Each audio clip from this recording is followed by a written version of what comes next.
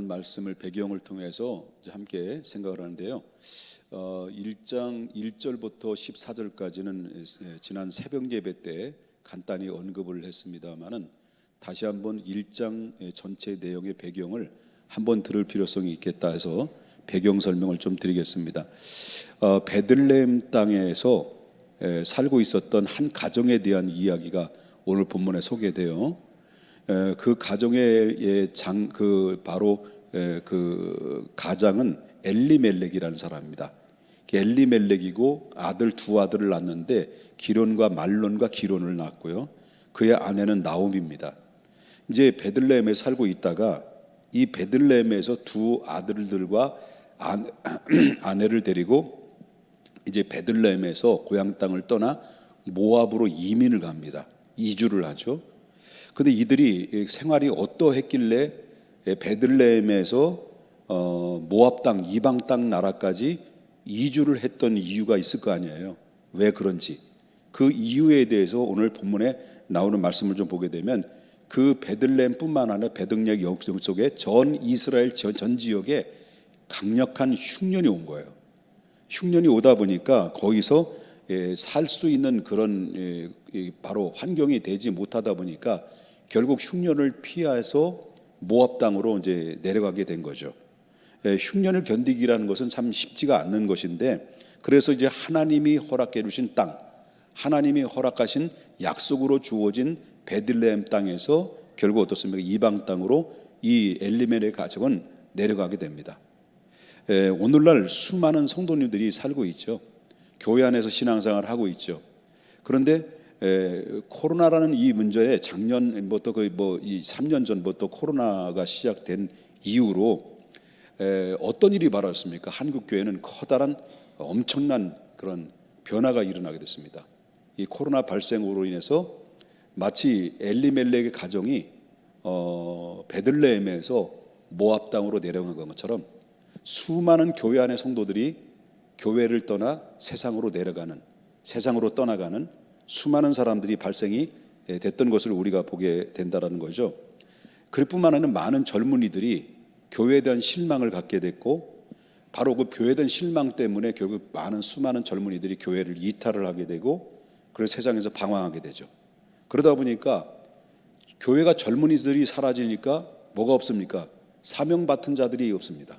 사명을 가진 자들이 없다 보니까 신학교에 바로 신학생들을 모집을 하는데 모집이 안 되는 겁니다. 우리 대한예수교 장로회 합동측의 총신대학교뿐만 아니라 총신대학 신학대원에 역사일에 미달이 돼 본 적이 없습니다. 상당히 바로 뭐냐면 그 경쟁률이 높았거든요. 저도 우수한 성적으로 간신히 붙었거든요. 그러니까 엄청난 그런 그 경쟁률을 가지고 있는 전 대한민국의 신학교 중에서 강력한 그 경쟁률을 가지고 있어서 그런 때가 있었는데, 올해 보니까 전부 미달입니다. 신학교마다 신학대학원마다 거의 다 미달이 됐습니다. 그 이유가 뭘까요? 교회에서 코로나라는 이 엄청난 이 팬데믹을 통해서 수많은 사람들이 교회를 떠났고 젊은이들이 교회를 떠나서 세상으로 흘러나가다 보니까 사명자가 없는 거예요. 사명자가 없으니까 자동적으로 신학생들이 없게 되는 거죠. 결국 어떻습니까? 이렇게 돼서 결국 한국교회는 커다란 위기가 발생이 된 건데, 이 베들레헴을 떠나서 모압으로 간 이 두 아들들은 결국 어떻습니까? 모압에서 정착을 하죠. 그 두 아들들을 바로 뭐냐면 그 모압 땅 여인을, 두 여자를 며느리로 삼아요. 그래서 이 말론과 기론은 그 두 며느리의 아내를 삼아서 그 아내를 취하게 되는데, 하나님은 일단 백성들이 하나님의 땅을 떠나게 되면 바로 더 이상 하나님의 백성으로 살아가기에는 힘들게 되는 거죠. 그러다 보니까 두 아들도 역시 결국은 할 수 없이 이방 여인을 취하게 되는 거죠. 그렇기 때문에 우리는 어떠한 일이 있다 할지라도 사람들은 베들레헴에 떠나서 모압 땅으로 갔던 것처럼 바로 우리가 어렵고 교회가 위기가 찾아오고 소위 이런 경우도 있을 것이죠. 교회가 파당이 되고 막 싸움이 일어나고 막 분쟁이 일어나는 그런 가운데도 있을 것이죠. 그런 실망할 수 있습니다. 그럼에도 불구하고 우리가 어떤 영적인 흉년을 만나든지 환경적인 흉년을 만나든지 교회가 어떤 상황이 어려운 문제가 발생이 되든지 간에 저와 여러분이 절대로 하나님을 믿는 그 환경 속에 있는 베들레헴에서 모압 땅으로 내려가서는 안 된다. 교회를 떠나서는 안 된다는 얘기예요. 어쩌든 간에 그 교회를 지키고 내게 신앙의 영적인 믿음으로 말씀으로 자랄 수 있는 생명력 있는 교회 안에서 그 안에서 지키고 그 안에서 믿음으로 가지고 나가야만이 훗날에는 하나님께서 그를 동행하시고 그를 축복하신다는 것을 우리는 항상 기억해야 된다는 것이고요. 또 베들레헴에 떠난 그 결과는 어떤 일이 벌어졌냐면, 물론 이 엘리멜렉이 흉년을 피하기 위해서 모압 땅으로 내려갔는데 잘 될 줄 알았어요. 잘 될 줄 알았는데 결국은 이방 땅에서 결국 그 가정의 가장인 엘리멜렉이 사망하고 말아요. 그리고 이제 10년 정도쯤에 지나고 난 다음에 역시 그 두 아들도 말론과 기론 두 아들도 결국 세상을 떠나고 말아요. 그 졸지에 누구만 남은 거예요? 나오미하고 오늘 보니까 누가 나와요? 여기 보면은 세 여자죠. 그 오르바하고 룻, 이 두 며느리하고 나오미가 나온 거예요. 세 사람의 과부가 된 거예요. 그러니까 이 세 여자들만 달랑 남아 있는 상태 속에서 있다 보니까 이렇게 지혜를 찾아서 살 길을 찾아 떠났지만은 결국 뭡니까? 결과적으로 볼 때 비참한 결과가 찾아오게 되는 어려운 상황이 이르게 됐다. 그렇기 때문에 하나님을 떠나서는 결코 형통할 것 같지만 결국 뭡니까? 형통하기보다는 바로 결국 실패하고 마는 그런 가운데 오늘 본문의 말씀을 통해서 소개하고 있다. 그래서 하나님은 모든 만사에 주관하시는 하나님이라는 것을 다시 한번 엿볼 수가 있다는 거죠. 그렇기 때문에 우리가 행복을 찾아서 마음대로 뭐로 가지만은 결국은 실질적으로 볼 때는 비참함과 허무함뿐인 그 안에서 이렇게 고통 속에 더 가중되는 모습을 보게 되죠. 그렇기 때문에 우리 모든 성도님들은 어떠한 어려움과 환경에 있다 할지라도 하나님을 굳게 잡고 십자가를 바라보면서 이 환경과 어려운 환난들을 흉년들을 이겨내야 된다는 것을 봅니다. 이겨내야 된다. 이 사실을 믿으셔야 될 줄 믿습니다. 자, 이렇게 이방인을 떠나면서 졸지에 두 아들을 잃어버렸어요. 남편을 잃어버렸어요. 나오미 입장에서 볼 때는 이 두 아들을 잃고 나니까 남편이 잃어버린 거는 어느 정도 이해가 되지만 여러분, 부모보다 자식이 먼저 가게 되면 그 부모의 마음은 이루 말할 수 없는 고통과 상처가 될 거라고 하는 거죠. 이 나오미라는 시어머니가 결국 두 아들을 잃어버리고 나서 결단한 게 있습니다. 내가 이제 결국 하나님의 영역인 하나님의 약속했던 하나님의 기업으로 주신 땅을 내가 떠난 결과가 이렇게 혹독한 그런 어려움이 내게 찾아왔다는 것을 그때서야 깨닫고 난 다음에 나오미는 이제 두 며느리를 부르죠. 며느리를 부르면서 각자 자기 어머니 집으로 이제는 가라. 나는 고향 땅으로 베들레헴에 다시 돌아가겠다라고 이렇게 선언을 하죠. 그러면 이 나오미의 태도라고 하는 것은 어떤 태도냐면 이 자부들을 며느리들을 아끼기 위해서 그런 거다는 거죠.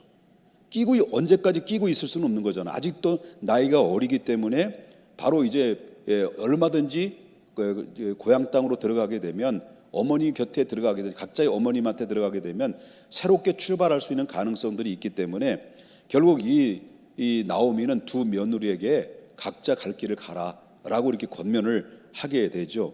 그런데 이 말을 들었던 이제 두 자부는 펑펑 우는 거죠. 펑펑 울면서 아닙니다. 어머님과 함께 내가 돌아가겠습니다. 어머님과 함께 가겠습니다라고 두 며느리는 그렇게 울면서 어머니를 붙잡고 이렇게 어머니를 설득을 하죠. 그럼에도 불구하고 어머니는 결국은 그러지 마라. 그러지 말고 너의 각자 가서 앞으로 새 생활로 새롭게 출발하라고 이렇게 이렇게 권면을 하죠. 강권하죠. 그 결국은 어떻게 됐습니까? 결국은 이 오르바와 룻은 두 사람은 그 두 사람 중에서 이 오르바는 결국 닭이 동족으로 이제 들어가게 됩니다.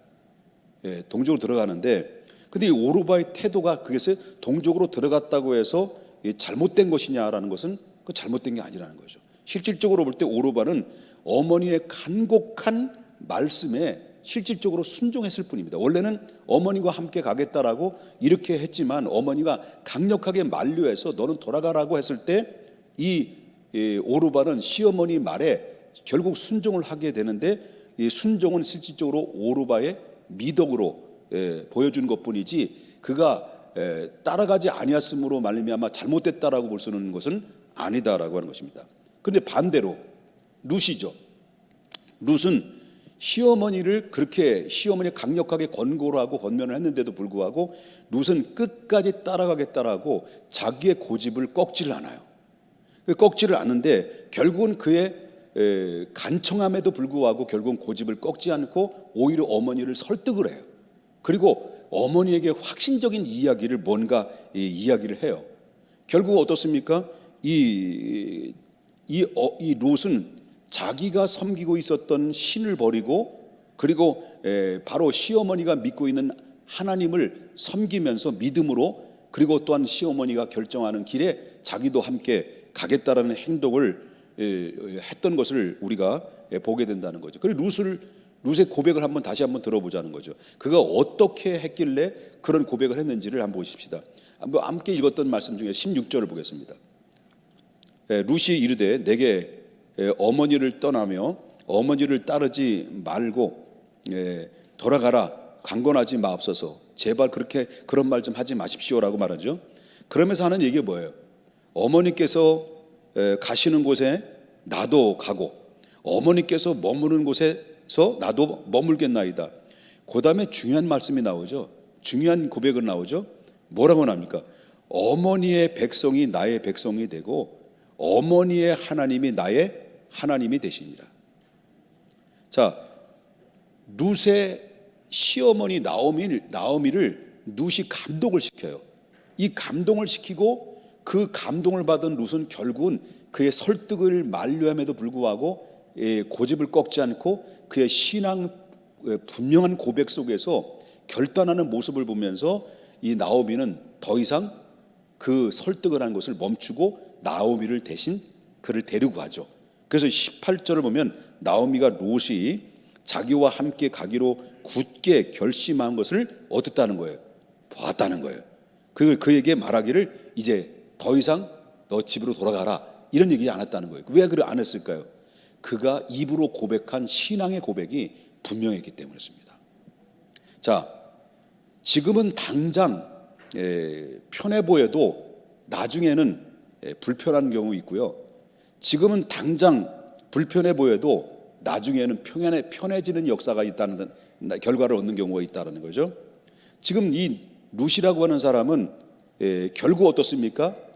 하나님의 자기가 믿고 있었던 우상이나 조상들이 믿어왔던 모든 이 신들을 포기해버리고 그 여태까지 함께 새로운 가정을 이루어 나가면서 비록 엘리멜렉의 가정은 흉년을 피해서 환난을 당하고 수없는 고난과 고초를 당하면서도 바로 이 룻이라고 하는 며느리는 그 믿음의 가정을 봤을 거예요. 그리고 믿음의 가정을 받고 믿음의 환경을 받고 하나님이 그들의 가정을 어떻게 역사하셨는가라는 것을 또한 봤을 것이고, 또 한 가지는 비록 이방인이지만은 하나님의 강권적인 성령의 역사가 그 이방인을 택해서 하나님의 자녀로 삼아 주셨을 거라고 생각합니다. 이것은 저는 이 구속사적인 측면에서 제가 볼 수 있는 것은 바로 뭐냐면, 여러분 예수 그리스도를 이 땅에 보내시는 데 있어서는 바로 뭐냐면 이스라엘 백성들의 혈통을 타고 예수님이 이 땅에 오시잖아요. 아브라함이 이삭을 낳고 이삭이 야곱을 낳고 야곱을 통해서 이제 다윗을 통해서 이제 쭉쭉쭉 내려와서 그 동정녀 마리아를 통해서 혈통을 타고 예수님이 오셨잖아요. 그런데 놀라운 사실은 이렇게 믿음을 가지고 룻이 이방 여인이 믿음이 생겼고, 그리고 이 나오미를 끝까지 따라갔는데 결국은 뭐냐면, 결국은 믿음의 조상이라고 할 수 있는 다윗의 혈통에 누가 되냐면 그 나오미를 따라갔던 룻은 바로 다윗의 증조 할머니가 되어버립니다. 그 증조 할머니인데 증조 할머니인 이 룻이 혈통적으로 볼 때는 원래 이스라엘 백성이었습니까? 누구 여인이었습니까? 모함 여인이었습니다. 이 모함 여인이 이방 여인이 바로 이스라엘의 바로 다윗의 증조 할머니가 되고 그 다윗의 후손이 예수님이 이 땅에 오시게 되는 것은 바로 이방 여인이 이 혈통을 통해서 왔다는 거예요. 그러면 하나님의 구원의 계획은, 구속사적으로 볼 때는 구원의 계획은 이스라엘에게만 국한된 것이 아니라 전 이방인의 인류를 향한 하나님의 구원의 계획들이 바로 이 룻을 구원하고 룻이 다윗의 증조 할머니를 만들어내는 이 작품을 통해서 봐라, 내가 구원하고자 하는 모든 구원의 대상자는 바로 혈통적인 아브라함의 자손들에게만 국한된 것이 아니라 전 인류를 향한 구원의 계획이 있다라는 것을 이방 여인을 사용해서 모델과 샘플로 보여준 사건이라는 것이죠. 이해되십니까, 여러분요? 결국은 어떻습니까?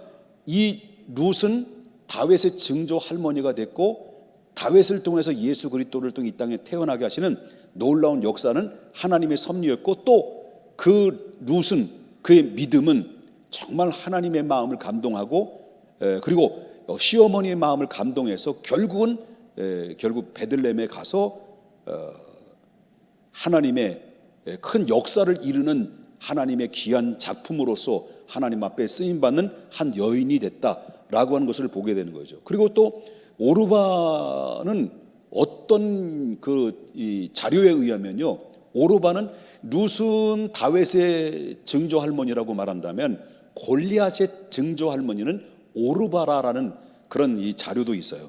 그러니까 그거는 성경이 얘기하지 않는 거기 때문에 바로 뭐냐면 오르바가 증조 할머니다 역사 자료의 근거에서만 나오는 것이지만 그건 진리는 아니지만, 이것은 뭘 말하냐면 한 순간의 선택에 의해서 그만큼 바로 뭐냐면 하나님을 대적하는 자도 될 수 있고 하나님을 영광을 돌릴 수 있는 구속의 은혜를 입는 자가 될 수 있다는 것을 우리가 볼 수 있다는 거죠.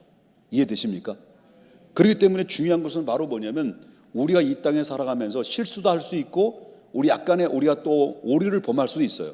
신앙생활하면서 탈선할 수도 있습니다. 그러나 중요한 것은 언제든지 어느 때든지 바로 우리가 잘못된 길을 돌이키고 다시 약속의 기업의 땅인 베들레헴으로 돌아오는 게 중요하다는 것이다. 그래서 어떤 상황 속에서도 우리는 기억해야 됩니다. 바로 베들레헴에 떠나서는 안 된다. 교회를 떠나서는 안 된다. 하나님을 떠나서는 안 된다. 떠났더라도 너무 멀리 가서 결국 다시 돌아올 수는 그런 거리가 아니라 다시 돌이켜서 바로 하나님 앞에 바로 회개하고 돌아오면 그 결과로는 어떻습니까? 하나님의 놀라운 역사를 통해서 나오미뿐만 아니라 룻을 통해서 다시 그 가정을, 잃었던 가정을 회복시켜 주시고 그리고 엄청난 구원의 역사를 이루는데 하나님 앞에 쓰임받는 주인공이 됐다라는 것을 보게 됩니다. 오늘 결단해야 될 게 뭡니까?